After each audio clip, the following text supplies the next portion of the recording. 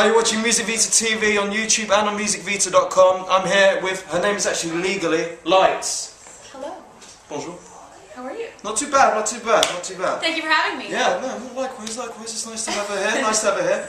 So many questions to ask. Tell me about where you grew up. So, like, you went all over the world, yeah, it's a bit complicated to say where I grew up. I mean, I grew up mostly in Ontario. Okay. But, my parents were missionaries for a little bit, so we lived in the Philippines and Jamaica, and then went to Vancouver, the west coast of Canada, and then 4.5 years ago, I went to Toronto to seek my fame and fortune. Yeah? Family fortune? It's fame and fortune. It's family fortune. No, it's actually, yes, I have a family fortune, as if. No. It's treasure. Yeah, fortune is still at the other side of the rainbow right now. Yeah, that's great. So you travelled all over the road because your parents were missionary parents. Is that, how does that work? Well, they were for a bit. I mean, my dad's like an architect, right? Oh, but okay. they just felt like they wanted to go in the mission field for a bit and do a part. So we up and left. Quite religious? We all have faith. We don't consider ourselves religious. Like we don't really go to church or anything like that. But we know what we believe in.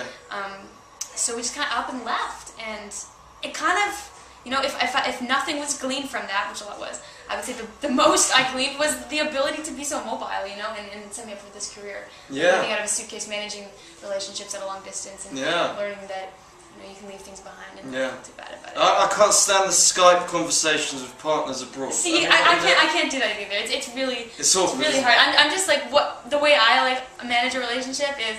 Just you don't talk, and then if you guys go back and you talk again, you're good. Like, you know, you have a tight relationship. Yeah, is that what we've been up to? That's honesty. I like that. I like that. So you've experienced a bit of the world. Philippines, a bit random, isn't it? Ontario, Jamaica as well, a bit random.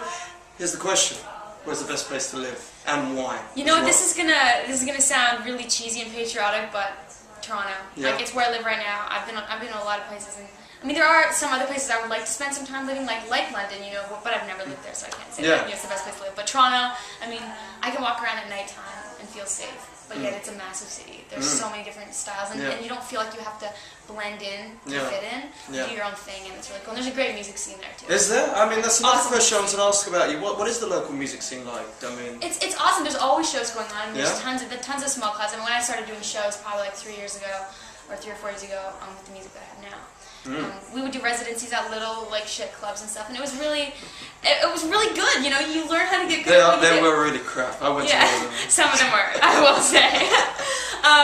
But it's really awesome, and people come out to them because people just want to see music, and a lot of good people are coming from Toronto and Toronto area. Yeah. You know, there's a rapper named Shad who's amazing, and he's out of Toronto, Vancouver. You know, Dead Mouse, who's making waves over here. He's from Niagara Falls, which is like an hour. You know, a lot of Canadians. Yeah. Is it very electro now? And I mean, because you're very synth electro pop, aren't you? Is it quite electro over there? Because if you think of the famous Canadian singers, Celine Dion, that was soul. Alanis Morissette, that was pop. And then there's Lights. You know what I mean? It's just so different, you know. Well, I wouldn't say the bulk of the Canadian music is electro. No, I mean, I remember when I started doing it.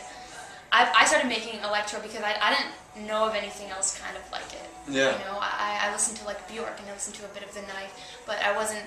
You know, there wasn't really anything like pop, singable stuff that was easy to listen to electro. So that's kind of why I started to make it, because I wanted to listen to it, but I couldn't find it. Yeah.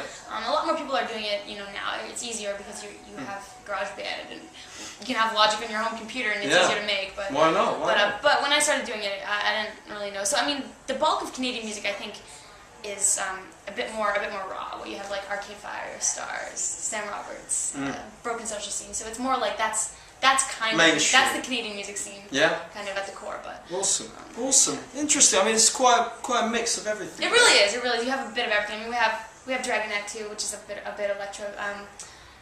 Half are from the UK actually, half are from Canada, but we can't really claim them all. But there's some electro coming out. Yeah, that's cool. Awesome. So you wrote. This is really funny. You wrote your first song when you were how old? I was 11. Yeah, there it is. Bang. Got it right yes. Wikipedia. Yes. Yeah. Here's a question. Do you remember how it goes?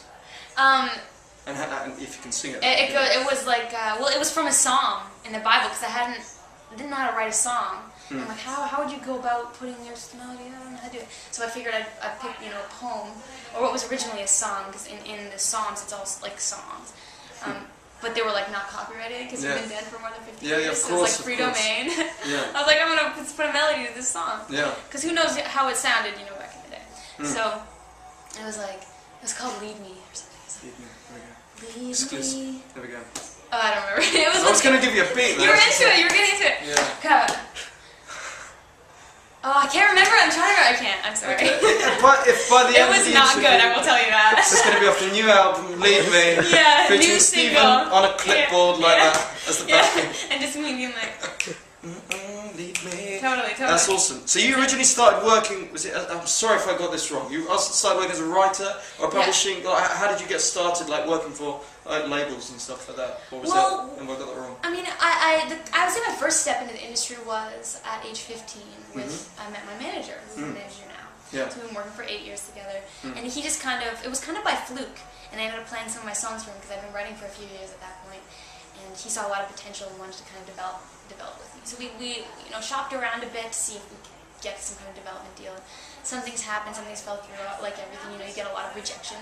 Don't give up. And the one company that really stuck through and saw a lot of potential in me from the get-go was my publishing company, Sony Publishing. So I got signed as a songwriter in 2005, and that helped to give me a little bit of resources to move to Toronto and start to really hone what I was good at. Yeah. And started writing, landed in electro music, and just started doing that. And that's not a bad thing. No. Electro music is brilliant. It's a very good thing. Brilliant. No bias there.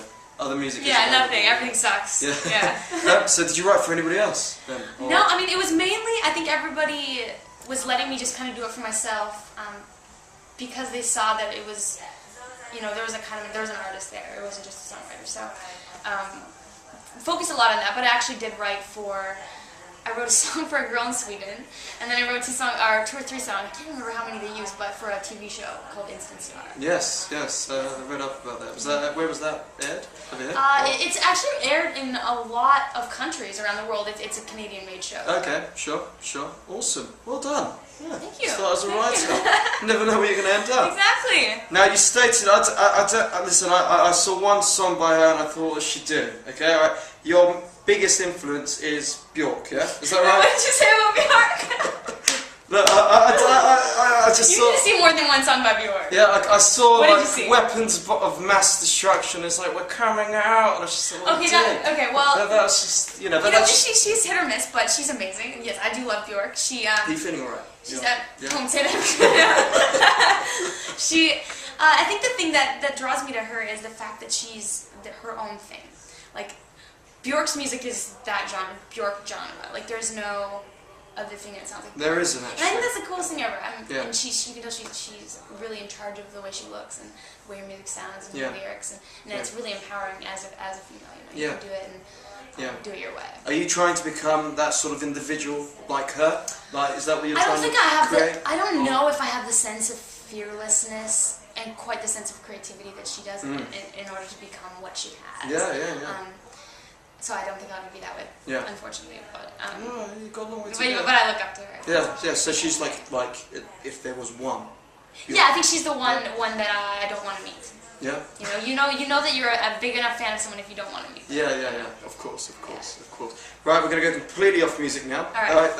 Having travelled a lot, you must be a very good cook. Is that right? I was a homeschooled kid. Okay. I was homeschooled to high school. Oh really? Yeah. Nothing. No. And I went to school for the first time in high school. I was like, what? But I did take my mom taught me cooking in that, and so that was kind of the last time I cooked. Yeah. So probably now I'm a terrible cook.